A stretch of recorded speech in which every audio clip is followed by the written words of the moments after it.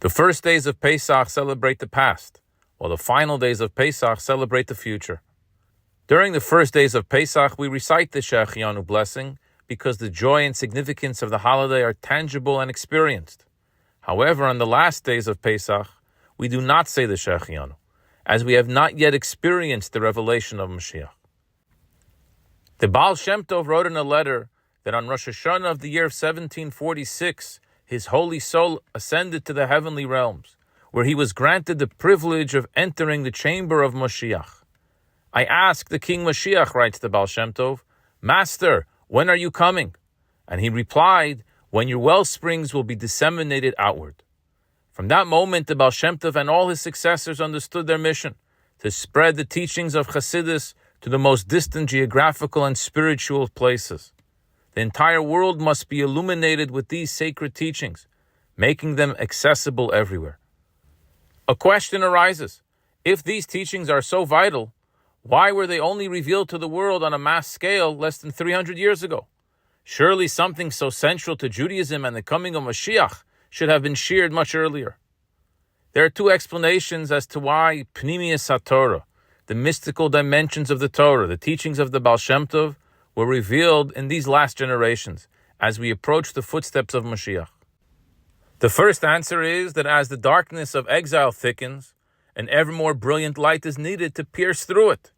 The soul of the Torah was revealed to awaken and uncover the deepest points of our souls, those faculties most hidden, now necessary to push us over the finish line. The second answer is that since we are now at the very end of exile, we have been given a foretaste of the Torah's secrets, which will be fully revealed in the time to come. This glimpse serves as preparation for the days of Mashiach, when the central focus will be on the knowledge of God. As Maimonides concludes his Mishnah Torah, the occupation of the entire world will be solely to know God, and the Jews will attain an understanding of their Creator. Though these two reasons seem opposite, one emphasizing the challenges of exile, the other highlighting the privilege of revelation, they are actually deeply interconnected.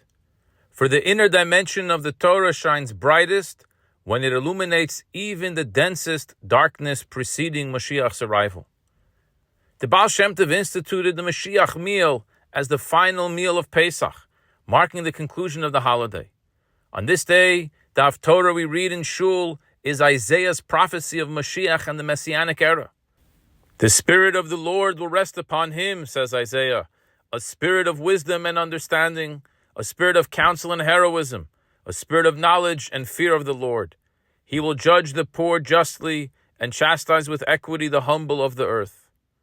Not only will Moshiach bring peace to humanity, but his divine wisdom will extend to all of God's creatures. As he says, a wolf will live with a lamb, and a leopard shall lie with a kid, and a small child will lead them. The sixth Lubavitcher Rebbe explained that on the last day of Pesach, the radiance of Moshiach already shines. On this day, we do not simply speak about Moshiach, we internalize his presence. We wash for matzah, drink 4 cups of wine, sing together, and strengthen bonds of friendship. Through these actions, we elevate ourselves into a Moshiach space where spirit overcomes matter. Let us remember the goal. You and I together share the responsibility to hasten Mashiach's arrival by expanding the reach of the Ball Shem Tov's wellsprings, his teachings and perspectives. Mashiach is not just a subject for discussion. We must cultivate a deep awareness of his arrival as a reality. Some argue that openly speaking about the coming of Mashiach may alienate people. In truth, the opposite is the case. We're living in the time directly preceding the Messianic age. The world is shifting, and people are eager, sometimes even desperate to hear about Mashiach. It's our duty to reach out and involve as many people as possible in preparing for his coming. These efforts will accelerate the fulfillment of the prophecies from the Haftorah of the 8th day of Pesach. A shoot will come forth from the stem of Yishai, and the Spirit of God will rest upon him. May we merit the coming of Mashiach speedily, without delay. Amen. I wish you a good Shabbos and a meaningful Yom Tov.